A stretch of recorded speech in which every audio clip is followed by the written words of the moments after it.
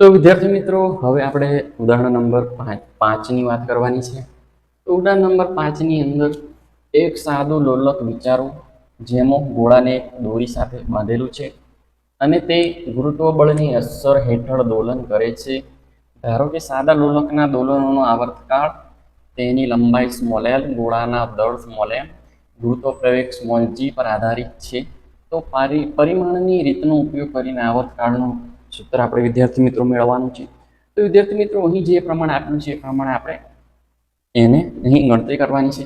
તો આપણને એવું કીધું છે કે સાદા લોલકના દોલનોનો આવર્તકાળ શાના પર આધારિત છે. તો સૌપ્રથમ આપણે દોલનોનો આવર્તકાળ જેના પર આધારિત છે એ આપણે લખી દેવાનું છે. અહીં સમપ્રમાણમાં એનો મતલબ એનો કંઈક સંબંધ છે. તો શું છે? પહેલો લંબાઈ એલ પર આધારિત છે. પછી ગોળાના દળ સ્મોલ એમ પર અને ગુરુત્વ પ્રવેગ જી પર આધારિત છે. પરંતુ વિદ્યાર્થી મિત્રો, અહીં આપણે સ્મોલ એલ છે એની કોઈ ઘાત એ લઈ લેવાની છે, સ્મોલ એમ ની કોઈ ઘાત સ્મોલ બી અને સ્મોલ જી ની કોઈ ઘાત સ્મોલ સી. જ્યાં જે આપણે લીધા છે અહીં સ્મોલ એ, બી અને સી એ શું છે? ગુણાંક સંખ્યાઓ છે. કેવી સંખ્યાઓ છે? ગુણાંક સંખ્યાઓ. હવે આપણે શું કરવાનું છે? જે સમપ્રમાણ છે તેને આપણે કાઢવું હોય તો કોઈ અચળ મૂકવો પડશે. તો આવર્તકાળ કેપિટલ ટી બરાબર શું થવાનું છે? સ્મોલ કે એલ ની સ્મોલ એ ઘાત, સ્મોલ એમ ની સ્મોલ બી ઘાત, સ્મોલ જી ની શું થવાની છે? સ્મોલ સી ઘાત થશે. જ્યાં સ્મોલ એ શું થવાનું છે? અચળ. પણ વિદ્યાર્થી મિત્રો, અચળ પણ કેવો? પરિમાણ રહિત અચળ થશે. એનું કોઈ પરિમાણ થશે નહીં. પરિમાણ રહિત શું થવાનું છે? અચળ થવાનું છે. તો વિદ્યાર્થી મિત્રો, આને આપણે સમીકરણ નંબર 1 આપી દઈશું, કારણ કે આની અંદર જે કિંમતો છે તે જ આપણે તેના જ જે પારિમાણિક સૂત્રો છે તેનો જ ઉપયોગ કરીને આપણે આવર્તકાળનું સૂત્ર મેળવવું પડશે. તો હવે શું કરવાનું છે? આ જે સૂત્ર છે એનું બંને બાજુના આ જે આવર્તકાળ કેપિટલ ટી આ ડાબી બાજુ છે ઇઝિક્વલ ટુ જમણી બાજુ જે છે તેના આપણે તેના જે પારિમાણિક સૂત્રો આપણે લખવાના છે. એના પરથી આપણને એબીસી મળશે અને એને આપણે મૂકીને એનું સૂત્ર મેળવવાનું રહેશે. તો ડાબી બાજુ જે આવર્તકાળ કેપિટલ ટી છે. તો વિદ્યાર્થી મિત્રો, આવર્તકાળ કેપિટલ ટી, આવર્તકાળ મતલબ એક સમય થશે. તો વિદ્યાર્થી મિત્રો, સમય છે તેનું પારિમાણિક સૂત્ર શું થવાનું છે? અહીં ઓલરેડી આવર્તકાળની સંજ્ઞા કેપિટલ ટી આપેલી છે, પણ એનું જે પારિમાણિક સૂત્ર પણ શું આવવાનું છે? Capital T. એની એક ઘાત આવશે તો આપણે લખી દેવાની છે. બોક્સમાં કશું નથી આપેલું, એની આપણે 0 ઘાત લખવાની છે. કેપિટલ એમ ની 0, એલ ની પણ 0 ઘાત અને ટી ની કેટલી? 1 ઘાત લખી દેવાની છે. ત્યાર પછી બરાબર, આ તો આપણે આવર્તકાળ ટી ની વાત કરી. એવી રીતે આપણે જમણી બાજુ છે તેનું આપણે પારિમાણિક સૂત્ર હવે લખવાનું છે. તો તે છે એ તો પરિમાણ રહિત છે, એનું આપણે કોઈ પારિમાણિક સૂત્ર આવશે નહીં. પરંતુ સ્મોલ એલ શું છે? લંબાઈ છે. એનું પારિમાણિક સૂત્ર શું આવવાનું છે? સ્મોલ એલ એટલે શું? અંતર માટે એલ ની આપણે કોઈ ઘાત નથી એટલે 1, અને એની કેટલી ઘાત છે? આખાની સ્મોલ એલ. એવી રીતે સ્મોલ એમ શું છે? ગોળાનું દળ. એના માટે શું છે? કેપિટલ એમ માસ. એમ એની કોઈ ઘાત નથી એટલે 1 લખીશું, પરંતુ આખાની કેટલી થવાની છે? બી, સ્મોલ બી. તો વિદ્યાર્થી મિત્રો, અહીં સ્મોલ જી છે ગુરુત્વ પ્રવેગ થશે, અને ગુરુત્વ પ્રવેગનું પારિમાણિક સૂત્ર આપણે અગાઉ પણ એની ચર્ચા કરેલી છે. શું થવાનું છે? L1 e−2 થશે, અને એની ઘાત કેટલી થવાની છે? સ્મોલ સી થવાની છે. તેની ઘાત શું? સ્મોલ સી થવાની છે. હવે આપણે એનું આગળ સાદુરૂપ આપવાનું છે. સૌપ્રથમ આપણે એમ ની વાત કરીએ તો કેપિટલ એમ ની 1 અને બી બંને ગુણાકાર થશે એટલે શું થવાનું છે? અહીં શું થશે? સ્મોલ અહીં કેપિટલ એમ ની કેટલી? 1 × 2 બી એટલે શું થવાનું છે? બી. પછી શું આવશે? L1 છે 1 અને એનો ગુણાકાર એટલે 8 થઈ જવાનો છે. કેપિટલ એલ ની 1 ઘાત. પછી શું થવાનું છે? અહીં 1 અને સી નો ગુણાકાર એટલે એલ અને સી, -2 અને સી નો ગુણાકાર એટલે ટી. રેસ ટુ કેટલા થવાના છે? -2 અને સી થશે. હવે થોડું વ્યવસ્થિત એનું આગળ સાદરૂપ આપી દઈશું તો શું થશે એ આપણે જોવાનું છે. તો કેપિટલ એમ શું થવાના છે? બી. હવે વિદ્યાર્થી મિત્રો એલ છે અહીં એની એ ઘાત છે અને એલ છે એની સી ઘાત છે. તો શું થવાનું છે? બંને ગુણાકારના સંબંધમાં છે એટલે શું થશે? આપણે સૌપ્રથમ પહેલા છૂટા છૂટા લખી દઈશું તો વધારે ખબર પડશે. એલ ની એ ઘાત, પછી એલ એની સી ઘાત અને ટી છે એની -2 સી ઘાત. હવે આપણે આગળ એનું સાદુરૂપ આપવાનું છે. કેપિટલ એમ એની બી ઘાત, એલ છે બંને ગુણાકારના સંબંધમાં છે, બંનેની ઘાતનો સરવાળો થવાનો છે એટલે શું થવાનું છે? એ વત્તા સી અને ટી રેસ ટુ શું આવવાના છે? -2c. તો આ પ્રમાણે આપણે જમણી બાજુ છે જે સૂત્ર આવર્તણું છે એની જમણી બાજુનું આ પ્રમાણે આપણને પારિમાણિક સૂત્ર મળે છે અને એનું પારિમાણિક સૂત્ર મળે છે. તો આપણે નીચે લખી દઈશું આની જોડે જ ડાબી બાજુ. એટલે શું થવાનું છે? એમની 0 ઘાત, એલની 0 ઘાત અને ટીની 1 ઘાત.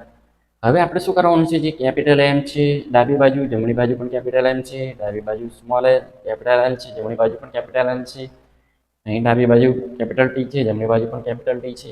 વિદ્યાર્થી મિત્રો અહીં આપણે શું કરવાનું છે? ડાબી અને જમણી બાજુ જે છે MLT એની આપણે ઘાતને સરખાઈ દેવાની છે. તો શું મળવાનું છે? 0 બરાબર બી મળશે. 0 બરાબર બી મળશે. અહીં એલ ની 0 છે, એલ ની 0 છે. તો શું એલની 0 બરાબર શું થવાના છે? એ પ્લસ સી. એલની વાત થાય છે. પછી ટી છે, ટીની 1 ઘાત છે, ટીની 1 ઘાત છે અને ટીની શું થવાની છે? 1 બરાબર -2c. આ પ્રમાણે થવાનું છે. -2c 1 બરાબર -2c આ પ્રમાણે થવાનું છે. આપણે બંને ડાબી જમણી બાજુ બંને જે MLT છે એની ઘાતને આપણે સરખાવીશું તો આ પ્રમાણે એનો જવાબ મળવાનો છે. એમ છે એને 0 બરાબર બી થવાનો છે, એલ છે એનો 0 બરાબર એ પ્લસ સી થવાનું, ટી બરાબર 1 અને બરાબર શું થવાનું છે? -2c. આ પ્રમાણે આપણને એની કઈ કિંમતો મળે છે. તો બી બરાબર શું મળ્યું આપણને? 0. બી બરાબર શું મળે છે? 0 મળે છે. અને એ પ્લસ સી બરાબર 0 મળે છે. અને જો વિદ્યાર્થી મિત્રો આનું જો આપણે બી બરાબર 0 મળી ગયેલું છે એને આપણે એક બાજુ રાખી મૂકવાનું છે. હવે આપણને આ જે બે સમીકરણો છે એના પરથી આપણને કંઈક વેલ્યુ મળશે. તો વિદ્યાર્થી મિત્રો અહીં જે 1 બરાબર -2c છે એને આપણે c ને સૂત્ર કરતા બનાવીશું તો શું મળવાનું છે? -1/2. c બરાબર શું મળવાનું છે? -1/2. હવે જે 0 બરાબર a પ્લસ સી છે એની અંદર આપણે c ની કિંમત મૂકી દેવાની છે એટલે શું મળશે? 0 બરાબર a પ્લસ -1/2 બરાબર આપણને શું એની કિંમત બરાબર એની કિંમત મળવાની છે? બરાબર આપણે આની આગળ ગણતરી કરીશું શું મળશે? a બરાબર શું થવાનું છે? માઇનસ અને -1/2 એટલે શું થશે? માટે a બરાબર કેટલી કિંમત મળવાની છે? 1/2. તો વિદ્યાર્થી મિત્રો અહીં આપણને આ પ્રમાણે ગણતરી કરીશું તો a બરાબર આપણને કેટલા મળે છે? 1/2. બી બરાબર કેટલા મળે છે? બી બરાબર 0 અને સી બરાબર કેટલા મળે છે? -1/2. તો આ પ્રમાણે આપણને એની કિંમતો મળે છે. તો વિદ્યાર્થી મિત્રો આગળ આપણે એનું સૂત્ર મેળવવાનું છે એટલા માટે એને આપણે કાઢી નાખવાનું છે. તો વિદ્યાર્થી મિત્રો એ બી અને સી ની આપણને કિંમતો મળી ગઈ છે. એના પરથી આપણે આવર્તકાળ પી છે એનું સૂત્ર મેળવી લેવું છે. જે સમીકરણ 1 ની અંદર હવે આપણે શું કરવાનું છે? એ બી અને સી ની કિંમતો મૂકી દઈશું એટલે કેપિટલ ટી બરાબર સ્મોલ કે એલની કેટલી એ ઘાત કેટલી છે? 1/2. એમની બી ઘાત કેટલી છે? 0 અને સ્મોલ જીની સી ઘાત કેટલી મળે છે? -1/2. તો વિદ્યાર્થી મિત્રો આગળ આપણે એની ગણતરી કરીશું. શું થશે? અહીં શું થવાનું? એમની 0 ઘાત છે એની કિંમત તો શું થઈ જવાની છે? એક જ. એટલા માટે કે l/1/2 અને આપણે એને કોઈ લખતા નથી એટલા માટે ડાયરેક્ટ જીની કેટલી -1/2 ઘાત થશે. બરાબર. આ -1/2 છે છેદમાં જશે તો +1/2 થશે, એટલે કે એ એલની 1/2 ઘાત છેદમાં -1/2 છે છેદમાં જશે એટલે +1/2 થઈ જવાની છે 1/2. તો વિદ્યાર્થી મિત્રો, કોઈ પણ હોય સંખ્યાની ઘાત 1/2 હોય એનો મતલબ કે વર્ગમૂળ થશે. આપણે કે ને એક બાજુ રાખી દઈશું. એલ ને 1/2 ઘાત છેદમાં જીની પણ શું થવાની છે 1/2 ઘાત થશે. તો આપણે સરળતા ખાતર આને એલ છેદમાં જી છે તેની 1/2 ઘાત લખી શકીશું. તો વિદ્યાર્થી મિત્રો 1/2 ઘાત છે એની જગ્યાએ આપણે શું લખીશું? વર્ગમૂળમાં એલ છેદમાં જી પણ આપણે લખી શકીએ. એટલે ટી બરાબર આપણને સ્મોલ કે વર્ગમૂળમાં એલ છેદમાં જી આપણે લખી શકીએ છીએ. પરંતુ વિદ્યાર્થી મિત્રો, કેનું જે પ્રાયોગિક મૂલ્ય છે તે શું છે? કેનું પ્રાયોગિક મૂલ્ય શું થાય છે? 2π થાય છે. તો કેનું પ્રાયોગિક મૂલ્ય 2π છે, એટલા માટે આની અંદર આપણે કિંમત જ્યાં સૂત્ર છે ટી બરાબર સ્મોલ કે છે એની આપણે શું મૂકી દેવાનું છે? 2π.